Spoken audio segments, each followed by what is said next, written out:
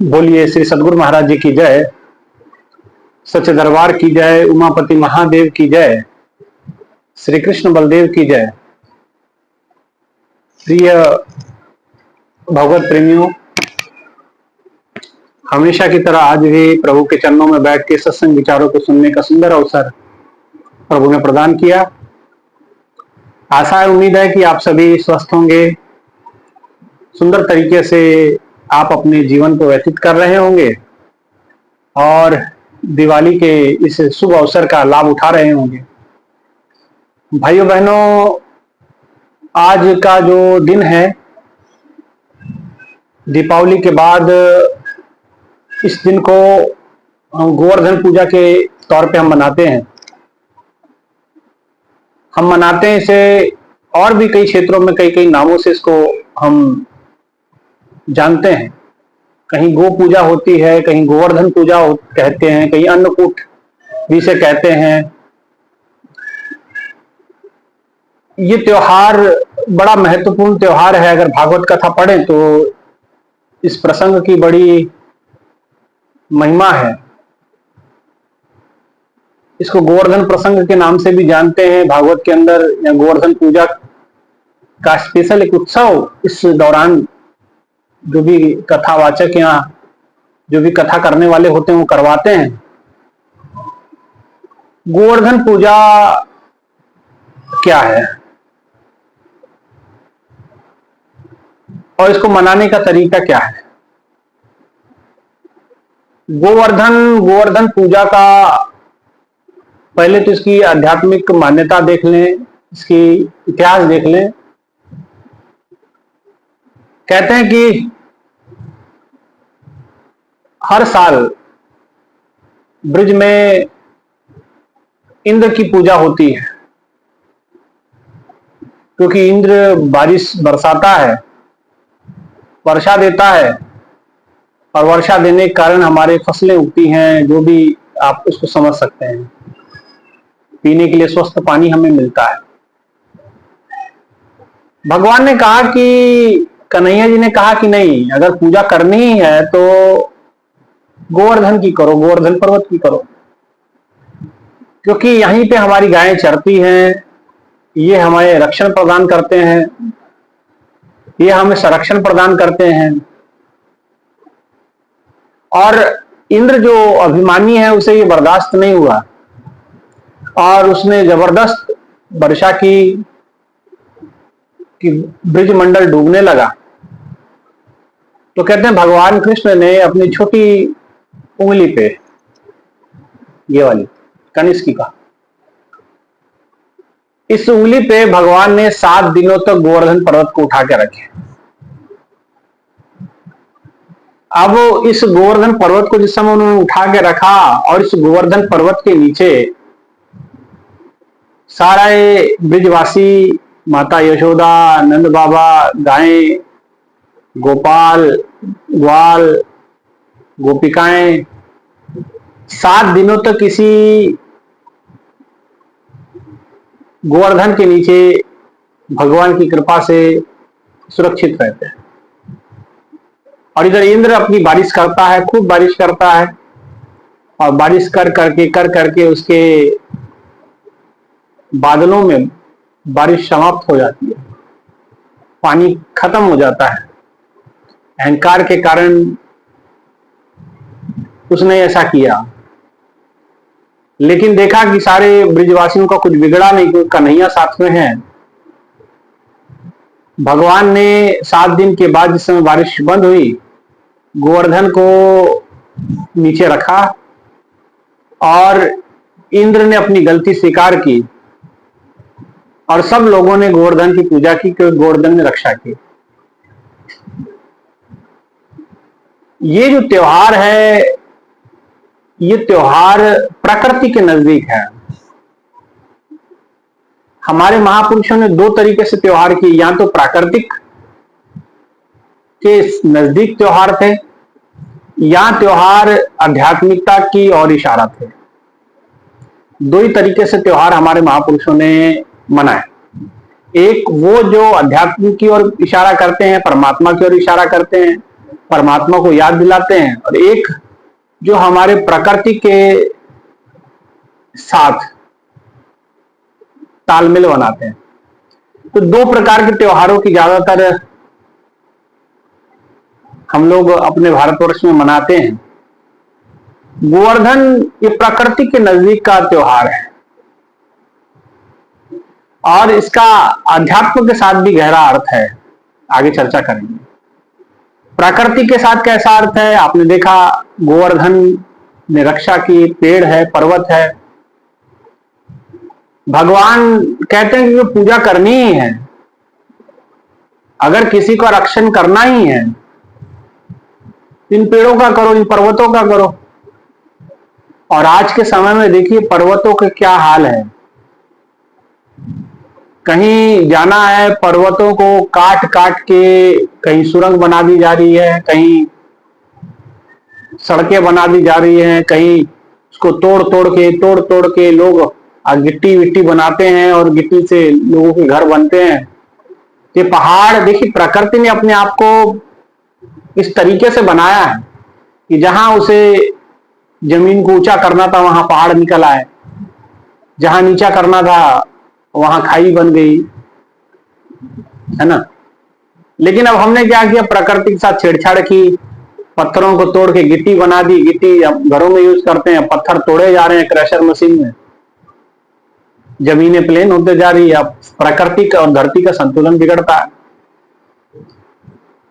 और ऐसा बड़ा अंधाधुंध होता है। भगवान ने गोवर्धन की रक्षा की, पर्वतों की रक्षा की,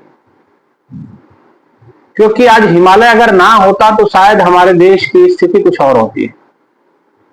हिमालय जितनी भी ठंडी हवाएं आती हैं उस हिमालय अपने आप रोक लेता है,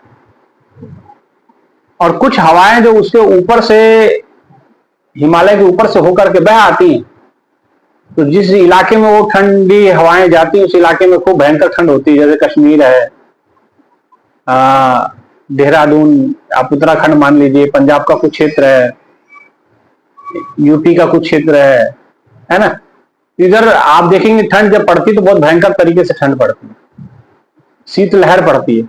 लेकिन जैसे जैसे वो हवा दक्षिण की ओर बढ़ती है तो उधर वो हवा गर्म होते जाती है, तो उधर इतनी ठंड नहीं होती। महाराष्ट्र में इतनी ठंड नहीं होती, साउथ में इतनी ठंड नहीं होती, केरल तमिलनाडु में इतनी ठंड नहीं होती, क्योंकि वो हवाओं का प्रभाव वहां तक नहीं जाता। जो लेकिन आसपास के क्षेत्र है, हिमालय के नीचे के क्षेत्र हैं। तो मैं जो समझाना चाहता हूं कि भगवान ने प्रकृति की रक्षा की, समझाया प्रकृति की रक्षा को। इस गोवर्धन पूजा को एक और पूजा के साथ जोड़ते हैं, गो पूजा के साथ। ये गो पूजा क्या है, गाय क्या है? गाय जैसे साक्षात नदी, गंगा नदी को मां माना गया है, देवी माना गया, पूजनीय माना गया, वैसे पशुओं में गाय को भी पशु नहीं कहा जाता, माता कहा जाता है। क्योंकि गो पूजा भी इसके साथ जोड़ती, कई जगह इसको गो पूजा भी कहते हैं। गो पूजा में गाय की पूजा होती है। अब आप कहेंगे कि भगवान ने, अब ये क्या बात है कि गाय की पूजा को? अगर आप इसको आध्यात्मिक दृष्टि ना भी रखें, केवल वैज्ञानिक दृष्टि से भी और समझते हैं, तो आप इसको पाएंगे कि गाय जो है प्रकृति के बड़े नजदीक है। गाय का गोबर होता है, गोबर से जो हम अपने खेतों में पुराने जमाने में गोबर की खाद डलती थी, गौमूत्र डलता था, गाय चरती थी, वहीं गोबर करती थी, वहीं जो है वो मूत्र करती थी, तो जिसके कारण से वहां खाद की कमी नहीं होती थी, नाइट्रोजन की कभी कमी नहीं होती थी, सल्फर की कभी खेत में कमी नहीं पड़ती थी, कभी किसी प्रकार के, किसी मैग्नीशियम की कभी कमी नहीं पड़ती थी खेत में। और आज की धरती में मैग्नीशियम की कमी हो गई, सल्फर की कमी हो गई, नाइट्रोजन की कमी हो गई, और तमाम जो पोषक तत्व है उनकी कमी हो गई।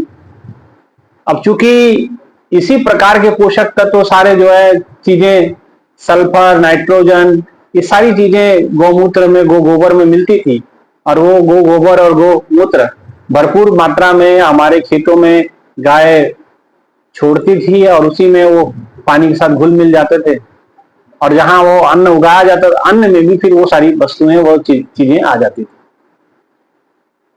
गाय से दूध प्राप्त होता है। और जो देसी गाय हैं, तो डॉक्टर, अगर कभी आपने किसी महिला ने बच्चे को जन्म दिया और माता के स्तनों में अगर दुग्ध नहीं आता है, तो डॉक्टर तुरंत कहते हैं कि देसी गाय का दूध आप बच्चे को पिला सकते हैं, क्योंकि माँ का दूध बराबर गाय का, देसी गाय का दूध इक्विवेलेंट माना गया, एक जैसा माना गया है ना। ये भी कारण है कि उनको माँ कहने का पीछे एक अर्थ ये भी है। और वो प्राकृतिक रूप से हमारी बड़ी रक्षा करती है। हमारे एग्रीकल्चर में, खेती विभाग में बड़ा उसका सहयोग है गाय का। आज के समय में गाय कम हो गई, गाय का गोबर कम हो गया, गाय का मूत्र कम हो गया, और उससे परिणाम स्वरूप क्या हमारे सामने आया, हमने यूरिया डालने का शुरू कर दिया खेतों में, हमने फॉस्फेट डालना शुरू कर दिया, हमने डाई डालनी शुरू कर दी, केमिकल फर्टिलाइजर ज्यादा यूज करने लग गए। इसके कारण हमारे साथ शारीरिक हमारा जो विकास था कहीं ना कहीं बाधक हुआ है, बाधा पड़ी है। शारीरिक व्याधियां हमारी बढ़ी हैं, बीपी की बीमारी, शुगर की बीमारी, तमाम और बीमारियां। ये तो छोटी मोटी मैं बीमारी गिना रहा हूं, लेकिन इसके भयंकर परिणाम भी, दुष्परिणाम भी देखने को मिले हैं। खुजली, आप जाइए खेतों में, किसान पहले खेतों में अनाज उगाता था, धान लगाता था, और इतना कीचड़ खेला जाता था। हम खुद इतना कीचड़ अपने खेतों में खेलते थे, लेकिन कभी कोई बीमारी नहीं होती थी।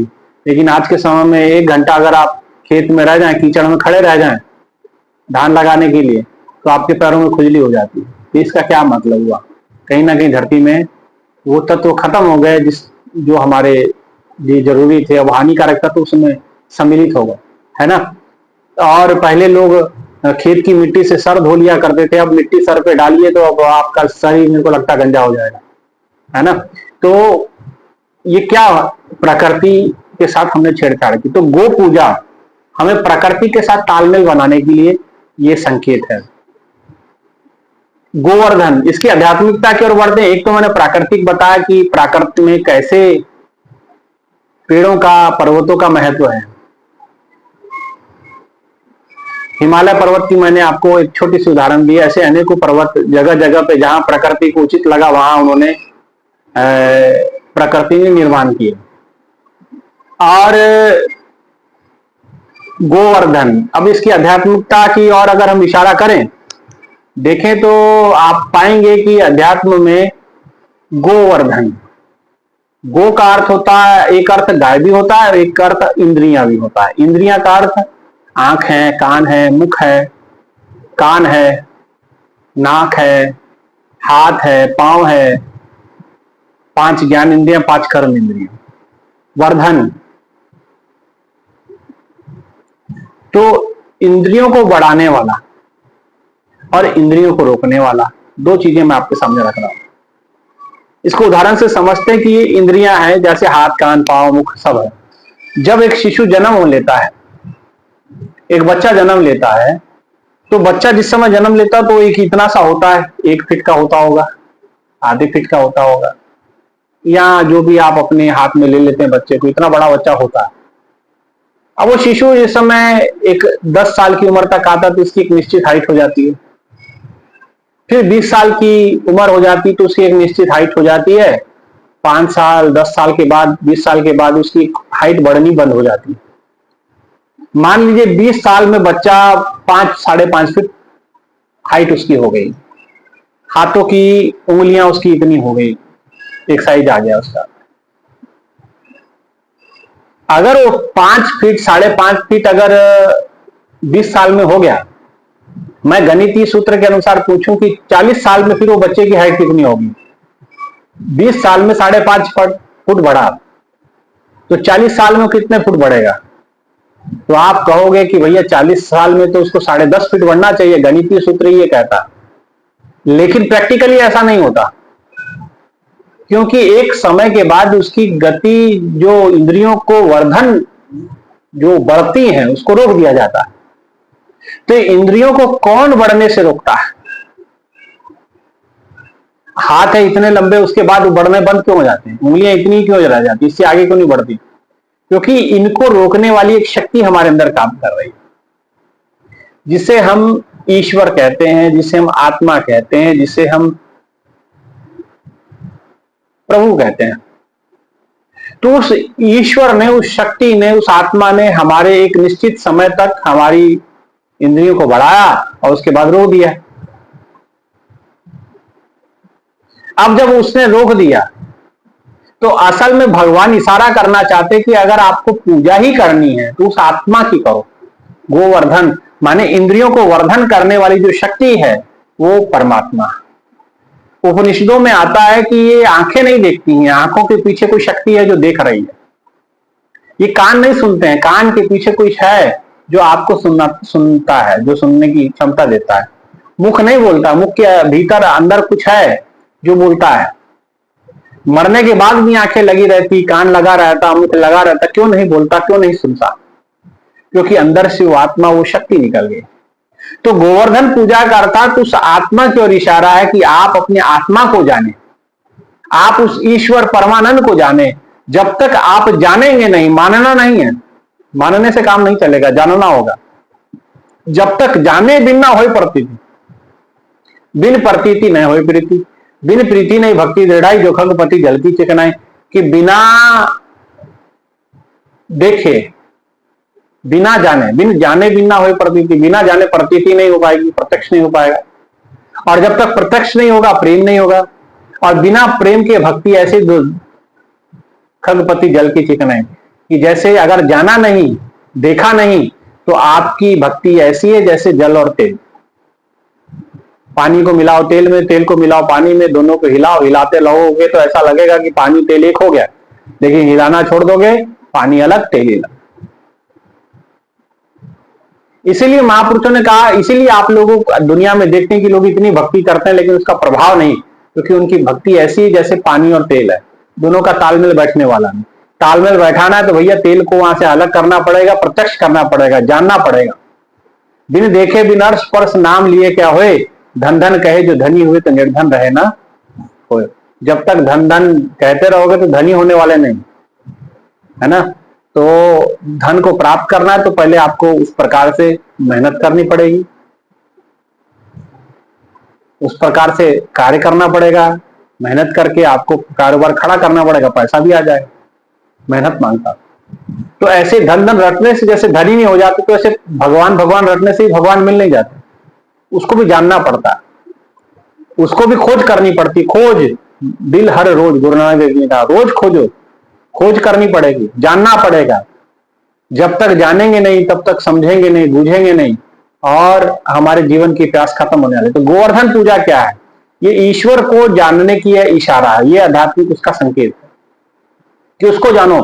कन्हैया जी ने सब गोकुल वासियों को कहा इंद्र की पूजा क्यों? इंद्र की पूजा तो वर्जित है। इंद्र जैसे महादुष्ट व्यक्ति की पूजा करने की क्या आवश्यकता है, जो माता अहिल्या के साथ गलत हरकत कर देता है, जो माता अहिल्या को स्थापित करने के लिए भागीदार बना। भगवान जानते थे, भगवान ने कहा इंद्र की पूजा बिल्कुल नहीं, इंद्र की पूजा करना। बड़े भाग मानुष तन पावा, सुर दुर्लभ सद ग्रंथन गावा। वो सुर दुर्लभ, देवताओं को भी देह नहीं मिलता, और ये देह लेकर के फिर देवताओं की पूजा में लगे हैं आप सब। भगवान ने समझाया, नंद बाबा ने कहा कि देखो अगर नहीं तो इंद्र नाराज हो जाएगा, गुस्सा हो जाएगा। भगवान ने कहा गुस्सा होता रहे, लेकिन उसकी पूजा नहीं। पूजा करनी तो उसकी करो जो हमारे शरीर को बढ़ा रहा है, जो हमारे शरीर को पुष्ट पुष्ट कर रख रहा है, जो हमारी आंखों से देख रहा, हमारे कानों से सुन रहा, मुख से बोल रहा। भगवान ने वहां सत्संग सुनाया, भगवान ने सबको बताया कि हम आत्मा गुणाकेशु। भगवान कृष्ण अर्जुन को बताते हैं कि अर्जुन मैं ईश्वर सर्व भूतानि हृदय से अर्जुन तिष्ठिते। ईश्वर सब भूत प्राणी के हृदय में निवास करते हैं, तो क्यों ना उस ईश्वर की ही पूजा की जाए। गोवर्धन की पूजा के पीछे असल मकसद ये था, ईश्वरीय पूजा। और ईश्वर की पूजा सदा वसंतम हृदय अरविंद, जो भगवान हृदय में बैठे हैं, जिसके कारण से हम एक समय तक बढ़ते हैं, फिर उसके बाद रुक जाता है काम, फिर हमारा ढलान शुरू होती है, हम मृत्यु की ओर अग्रसर होते हैं। हम धीरे धीरे हमारा शरीर झुकने लगता है या थकने लगता है, धीरे धीरे थक जाता है, एक दिन लेट जाता है, अकड़ जाता है। तो भगवान बताना चाहते हैं कि आप उस पूजा की ओर बढ़े, ईश्वरीय पूजा की ओर बढ़े और ईश्वर को प्राप्त करें। तो ईश्वर की पूजा तब हो पाएगी जब आप उसको जानेंगे, है ना। तो इसलिए गोवर्धन पूजा ईश्वर को जानने की पूजा है, ईश्वर को मानने की पूजा नहीं। मानो नहीं, जानो। मैं अक्सर कई बार सत्संग में आपको सुनाता हूं, मानने से काम नहीं चलेगा, जानना पड़ेगा, देखना पड़ेगा, साक्षात्कार करना पड़ेगा, और तभी हम अपने जीवन में सफलता सार्थकता प्राप्त कर सकते हैं, अन्यथा नहीं। तो गोवर्धन पूजा एक तो प्राकृतिक संदेश लेकर के आती है, प्रकृति का संदेश लेकर के आती है। दूसरा, ईश्वर की ओर इशारा करती है कि वो गोवर्धन का अर्थ वो आत्मा से है, जो हमारी इंद्रियों को बढ़ने से रोकता है और एक निश्चित जगह तक इंद्रियों को बढ़ाता है। उस शक्ति की ओर इशारा है। तो जब तक हम उस शक्ति को जानते नहीं, तब तक हमारा गोवर्धन पूजा मनाना सार्थक होगा नहीं, है ना। गाय की पूजा मैंने बता दी, गाय प्रकृति के सबसे नजदीक मानी जाती है और मानव जाति के लिए जो उपयोगी तत्व हैं वो गाय के गोबर में पाए जाते हैं, जिससे हमारे अनाज उगाने में, खेतों में बड़ा सहायता होती थी। इसलिए गाय की पूजा भी की जाती थी। दूध उससे प्राप्त होता था, मूत्र उससे प्राप्त होता था, तमाम प्रकार के बीमारियों का इलाज गौमूत्र से होता है, आप जानते हैं, इस पर अनुसंधान चल ही रहा। और अब तो सरकार भी बड़ा जोर देती है कि गाय के गोबर का ही इस्तेमाल करके आप खेती करें, ताकि ये जो शुगर बीपी की बीमारी जो बहुत ज्यादा पैमाने पे बढ़ रही है, इसका इलाज किया जा सके, इसको रोका जा सके। नहीं तो ये जैसे अभी कोरोना फैला था, ऐसे शुगर फैल गया और हो गया, कहीं शुगर का विकृत स्वरूप हमारे सामने आया तो बड़ा दिक्कत होगी, है ना। इसीलिए भाइयों बहनों, अभी से सजग हो जाएं, ऑर्गेनिक केमिकल वाली खेती ना करें, कोशिश करें देसी खाद का इस्तेमाल करें, गोबर खाद का इस्तेमाल करें और प्रकृति को सुंदर बनाएं, अपना जिंदगी भी स्वस्थ बनाएं, ठीक है ना। तो यही गोवर्धन पूजा के पीछे मूल मकसद है और यही गोवर्धन पूजा है। आप एक तो आत्मा को जाने, आत्मा को समझे, साक्षात्कार करें, उसको जान करके उसकी प्राप्ति करें, उस शक्ति को जाने जो हमारे शरीर को बढ़ाने से रोकती है, एक निश्चित समय तक बढ़ाती है, रोक देती है। एक तो उसकी और एक प्रकृति की ओर, ये दोनों चीजों का एक संदेश गोवर्धन पूजा लेकर के आती है, त्योहार लेकर के आता है। इसलिए इस गोवर्धन पूजा की आप सभी को हार्दिक हार्दिक शुभकामनाएं, ढेर सारी शुभकामनाएं। प्रभु कृपा करे आप सब पे, आपका जीवन मंगलमय हो और आप प्रभु की भक्ति कर बढ़े। यही मनोकामना के साथ भगवान श्री कृष्ण के चरणों में अपने विचारों को समर्पित करते हुए आज के सत्संग विचारों को मैं विराम करता हूँ। बोली श्री बांके बिहारी लाल की जय, गोवर्धन महाराज की जय, सच्चे दरबार की जय, उमापति महादेव की जय। धन्यवाद।